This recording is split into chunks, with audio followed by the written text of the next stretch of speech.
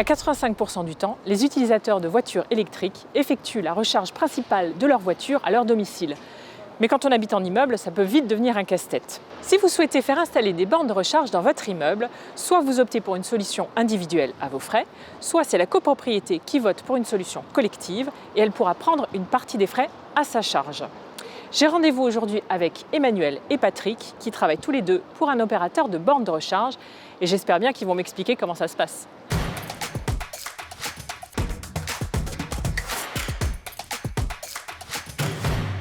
Bonjour Patrick, bonjour Emmanuel.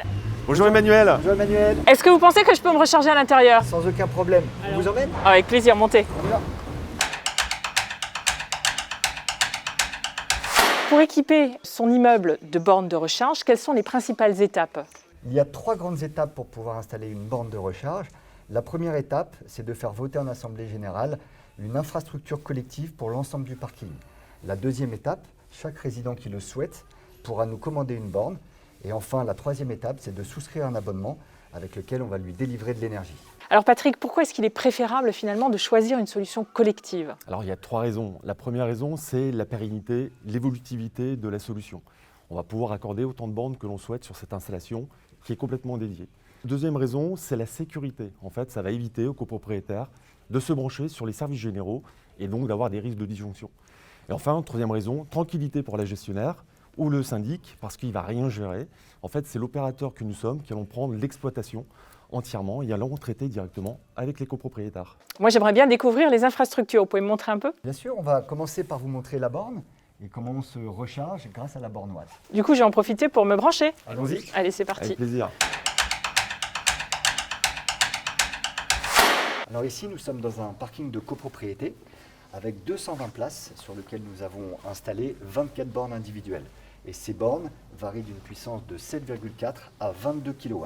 D'accord, donc ça fait un peu plus de 10% des places de parking équipées. Exactement. Et d'ailleurs, pour alimenter ces bornes, nous avons installé des tableaux divisionnaires et je vous propose d'aller voir justement un de ces tableaux. Allez, on y va.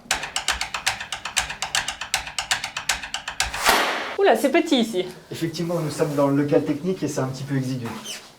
Donc ça, c'est le tableau de distribution des bornes.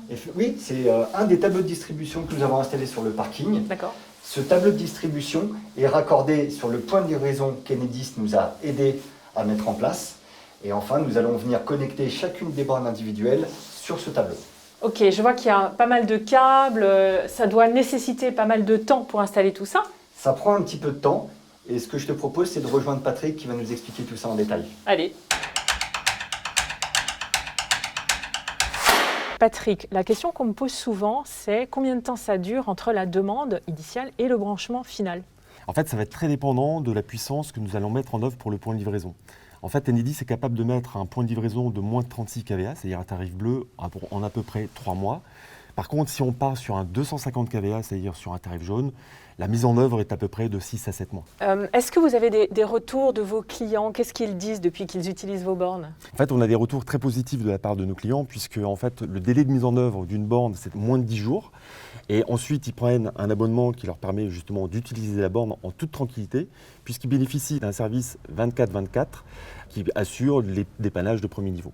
Merci beaucoup, messieurs, de votre accueil, de vos explications. C'était très clair. Avec plaisir. Moi, je vous retrouve dans un autre épisode pour vous présenter une autre solution collective de raccordement de bornes en immeuble. À bientôt.